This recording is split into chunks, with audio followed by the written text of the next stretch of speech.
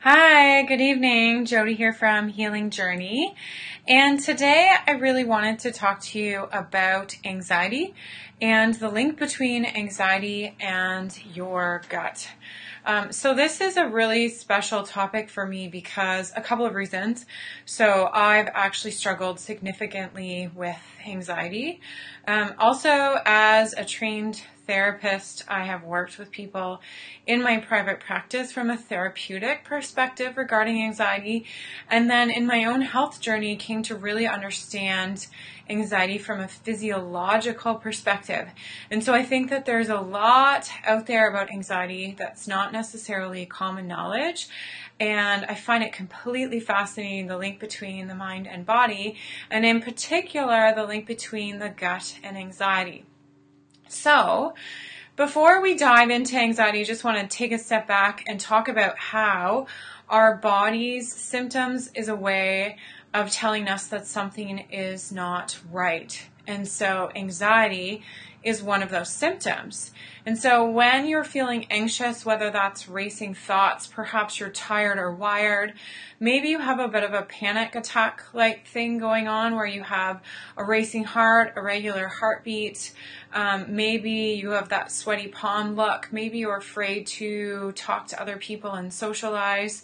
There could be lots of different presentations for anxiety. Another common one is just how I describe is a worry meter that's off. And so most people's worry meter might take them here. And if you're really anxious, the same thing is going to take you here. So, for example, I need to drive to the next city.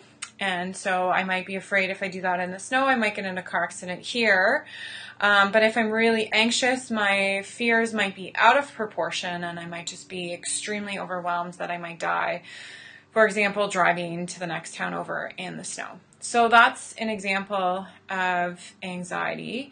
And sometimes it's because our mind is not necessarily framing things appropriately. So just because we think it doesn't make it true. So just because I have a worry and just because it's a possibility that I might get in a car crash driving in a snowstorm or driving in snow, for example, doesn't necessarily mean that it's going to happen. And so it's important to check the reality of your worries. So that's where seeing a therapist comes in. That's where CBT comes in.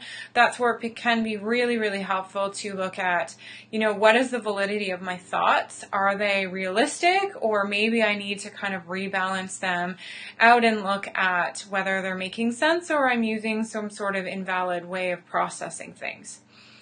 When we look at anxiety from a physiological perspective, I always like to start people out in the gut for a couple of reasons. So the gut is the main thing that absorbs nutrients, that absorbs nutrients into our bodies. And so if the gut is not working, we are not getting the energy that we need. And so often this is shown through anxiety. So one of the examples of anxiety that I like to give people is gluten.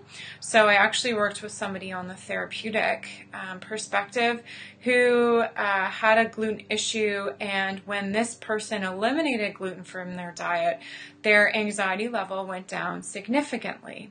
So what can we learn from this? We can learn that food intolerances like gluten can cause high anxiety. How does this happen? Well, if you are intolerant to the food, it's going to cause inflammation in your body through an immune response, and that inflammation can lead to anxiety. So your body's telling you, oh my gosh, get this thing out of here. I don't like it. I don't want it. It's a toxin, and I'm going to respond. So it's a bit like a response that you might get with a severely allergic reaction. So if you think about that, those symptoms with the anaphylactic shock, that body's really trying to say, this is a toxin we want to gun. So when you look at something like gluten, you're still getting that kind of anxiety-like response, but it's not as extreme. But the body's still trying to tell you that it does not want that in there. And so that's where you can move into a lot of issues with food intolerances. And that's why you'll find that some functional medicine practitioners will actually do testing for different foods that the body's intolerant to, because if you consume those foods, it can cause a whole host of responses, including anxiety. The other thing that can cause anxiety is if you have unwanted house guests living inside your intestines. And this can be for a variety of different reasons. So house guests, unwanted, I just need to specify that. So we're talking worms, amoebas, bacterial infections, and parasites. So those things are going to, for one, they're going to produce their own bug poo, and that bug poo is going to be toxic to your system. Okay, so now you're going to have to detox. Not only the toxins are coming in from your environment, the toxins that might be coming in from pesticides on your food, the toxins that are going to be coming in from cleaning products, from your skin products, from your hair products, but now your body is also going to have to detoxify the bug poo, from the bugs living in your gut. And those can be significant. The other thing that happens is when you get certain bacterial infections like H. pylori, for example. So H. pylori actually lowers the stomach acid production in your stomach, which means that you're not going to have the acid necessary to break down the food, which means that you're not going to get the nutrients that you need from the food. So you may eat foods like proteins and not have an acidic enough environment in your stomach to break those proteins down, which means that your body's not going to get the nutrients that it needs. What happens when your body doesn't get those nutrients? One of the things that can happen is you can become anxious. So that's another way that gut bugs can cause anxiety. The other thing that sometimes happens, and I've talked about this before, but I'm going to bring it up again, is you have the microbiome, which are the little finger-like structures that line the one cellular lining of the gut. And so these microvilli are responsible for breaking down the food particles in your stomach in your GI tract by releasing enzymes. But if they're blunted, which can happen when you're eating foods that you're intolerant to, it can happen when you have gut bugs, then they're not going to be able to make those enzymes, which means you're not going to be able to absorb your nutrients properly, which means that you could be anxious. Another reason that people sometimes get anxious is they go too low carb.